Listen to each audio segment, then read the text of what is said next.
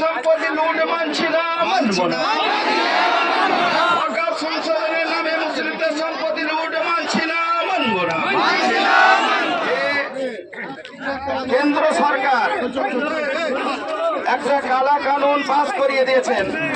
আমাদের বহুত বাপ-দাদাদের সম্পত্তি, মসজিদ, মাদ্রাসা, খানকা, মাজার, কবরস্থান, এই বিশাল প্রপার্টি, এই প্রপার্টির হস্তক্ষেপ করতে চাইছেন কেন্দ্র সরকার। আমাদেরকে বুঝতে হবে, শুধু আমাদের একার লড়াই নয়, আমাদের মুসলমানদের লড়াই নয়।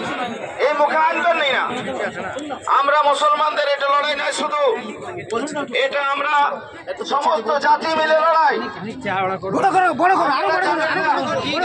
আমাদের কাছে খবর আছে অনেক বিজেপি ভাই এরকম অনেক নেতা আছেন যারা এই আইন মনে প্রাণে মেনে নিতে পারেন না, তারা আমাদের সাথে যোগাযোগ রেখেছেন।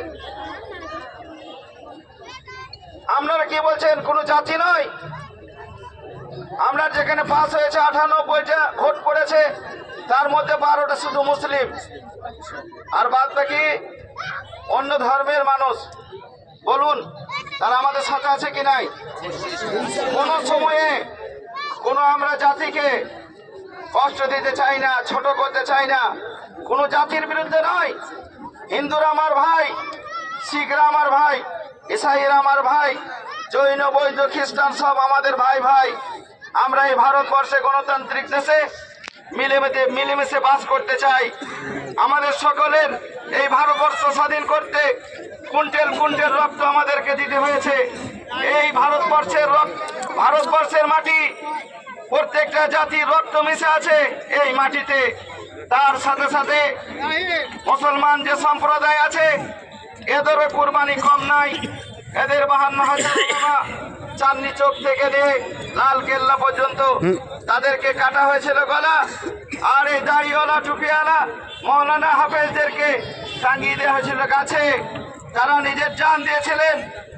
আজ সেই ভারত স্বাধীন আমরা করেছিলাম যে সময়ে 200 বছর ইংরেজ রাজত্ব করেছিল। কোনো মায়ের লাজ ছিল না তাদের সামনে কোনো ফতোয়া দেওয়ার, তাদের বিরুদ্ধে কথা বলার। সেই সময়ে শাহ মুহাদ্দিস আজিজ দেহলিভি রহমতুল্লাহ আলাই, শাহ ওলিউল্লাহ মুহাদ্দিস দেহলিভি রহমতুল্লাহ আলাইয়ের ছেলে, তিনি ফতোয়া দিয়েছিলেন সেই বর্বর ইংরেজদের বিরুদ্ধে জিহাদ করা সমস্ত মুসলমানদের জাতি, ধর্ম, বর্ণ নির্বিশেষে ফরজ হয়ে গেছে।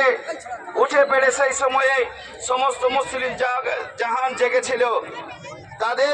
তাদেরকে জেল খাটতে হয়েছে, আমাদের মুরব্বীদেরকে প্রাণ দিতে হয়েছে, জান দিতে হয়েছে। 1-8টা নয়, 52,500 ওলামা, হাফেজ, কারি, মাওলানা। তাহলে বলুন, আমরা যেমন এখানে এসেছি 5টা গায়ের আলেম, আমাদের সাথে কত মানুষ এসেছে বলেন? কয়েক হাজার মানুষ এসেছে। 52,500 হাফেজ মাওলানার সাথে কতজন সাথে এসেছিল বলেন? তারা লক্ষ লক্ষ এই মুসলিম, তারা রক্ত দিয়েছিল এই দেশের জন্য। দেশকে স্বাধীন করতে গিয়ে বিজেপি সরকার কি ভেবেছে? আরে নরেন্দ্র মোদীর তখন দলের লোক কোথা ছিল? আপনার ওই অমিত শাহর লোক কোথা ছিল? তারা তো তাদের ইংরেজদের দালালি করেছে। আর সমস্ত জাতি তখন জান দিয়েছেন, রক্ত দিয়েছেন। তারা রক্ত দিয়ে এই দেশ স্বাধীন করেছেন। সেই ইতিহাস আমরা ভুলে যাইনি। আমাদের এই ইতিহাস আমাদের প্রত্যেকটা ছেলে জানার দরকার।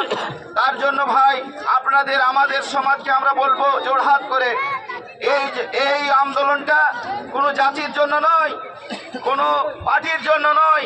আজকে আমরা জাতপাত ভুলে সব জাতিকে আমরা আহ্বান করছি আমাদের দলে শরীক হন। আর আমাদের জাতিকে বলছি, যারা আছেন সিপিএম, যারা আছেন কংগ্রেস, যারা আছেন টিএমসি, যারা আছেন আরো কিছু, যাক আপনার স্বাধীন দেশে যে কোনো পার্টি আপনি করতে পারেন, কিন্তু আজকে এই কালা কানুনের বিরুদ্ধে মোদী এবং অমিত শাহর যে রাতারাত কালা কানুন পাস করে দেওয়ার বিরুদ্ধে আমরা আমাদের ইমানি লড়াই করার জন্য আমরা আজকে নিজের জাতপাত ভুলে গিয়ে সবাই দলে দলে যোগ দিয়ে আমাদের এই আন্দোলনকে আগে নিয়ে যাই। আজকে তো আমাদের সবেমাত্র শুরু হলো, আমরা হড়বড় করব না। আমরা উচ্ছৃঙ্খল জাতি নয়, আমরা শৃঙ্খলা জাতি। যে নবী দয়ার রসুল সাল্লাম আমাদেরকে শিখিয়ে দিয়েছেন। দয়ার রসুল আমাদেরকে শিখিয়েছেন, আদব শিখিয়েছেন, ভাইচারিতা শিখিয়েছেন, ভাইয়ে ভাইয়ে মেল মহব্বত শিখিয়েছেন, কাঁধে কান মেরে থাকার আমাদেরকে আদব শিখিয়েছেন। দয়ার রসুল সাল্লাল্লাহু আলাইহি সাল্লামের উম্মত আমরা, তাই আমরা